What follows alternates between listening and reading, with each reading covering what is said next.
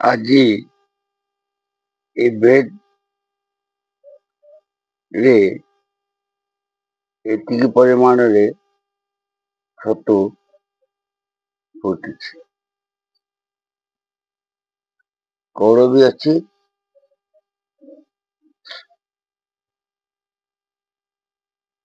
ଆଉ ଛତୁ ଫୁଟି ଯାଇଛି।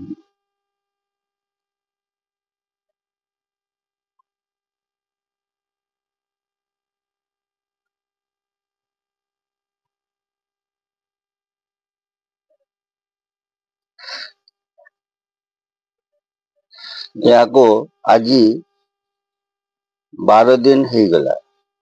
ଏହାକୁ 7 ଦିନରେ ଖୋଲାଗଲା ଆଉ ହାଲୁକା ପଲିଥିନ୍ ଘୋଡ଼େଇ ଦିଆଯାଇଥିଲା ଏବଂ ମଝିରେ ମଝିରେ ପଲିଥିନ୍କୁ ଖୋଲାଗଲା, କାହିଁକି ନା ଏଥିରେ ବାୟୁ ଯିବା ଆସିବା କରିବାକୁ ସୁବିଧା ହେବ। ଆଜି ଠିକ୍ 12 ଦିନରେ ଏତିକି ପରିମାଣରେ ଛତୁ ବାହାରିଛି। କଢ଼ ବି ଅଛି ଆଉ ଫୁଟି ଯାଇଛି। ଏ ବେଡ୍ ଗୁଡ଼ିକ ର ହାଲୁକା ଭାବରେ ପଲିଥିନ୍ ଘୋଡ଼ା ଯାଇଛି। ଏହାକୁ ମଧ୍ୟ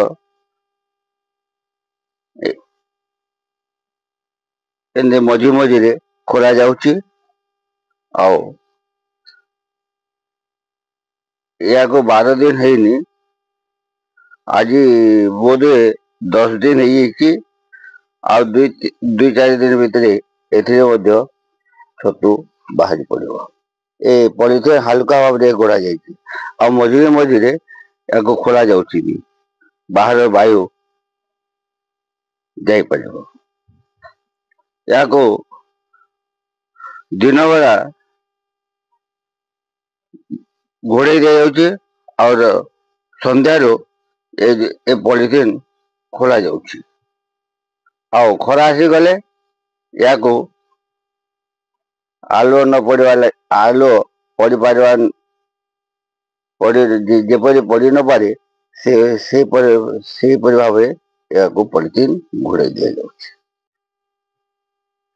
ଏଇଟା ନୂଆ ବେଡ୍ ସବୁ ପଡ଼ିଛି। ଏହାକୁ 7 ଦିନ ହେଇଛି।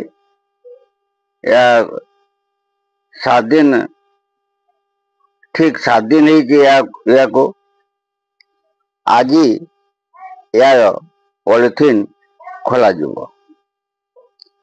ପଲିଥିନ୍ ଖୋଲାଯାଇ ଏହାକୁ ସେପରି ହାଲୁକା ଭାବରେ ପଲିଥିନ୍ ଘୋଡ଼ାଯିବ, ଯେପରି ବାୟୁ ଯିବା ଆସିବା କରିପାରିବ। ଇଏ ବି ସେପରି 12 ଦିନରେ ଛତୁ ଫୁଟି ହେଇଯିବ।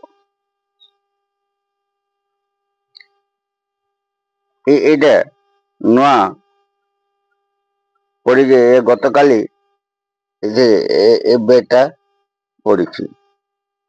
ଗତକାଲି ବେଡ୍ ପ୍ରସ୍ତୁତ ହେଇଛି ଆଉ ଏ ପ୍ଲାଷ୍ଟିକ ଟବ୍ ର ବି ପଡ଼ିଛି। ଗତକାଲି ଏଇଟା ପଡ଼ିଛି।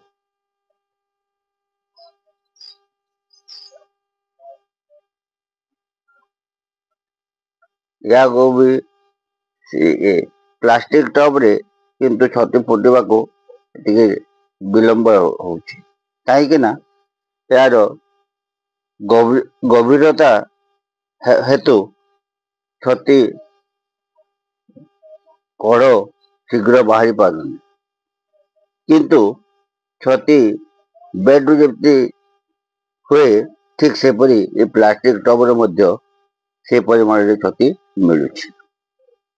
ପ୍ଲାଷ୍ଟିକ ଟବ୍ ରେ ଛତୁ କରିବା ବହୁତ ସୁବିଧା ଆଉ କମ୍ ନଡ଼ାରେ ହେଇପାରୁଛି।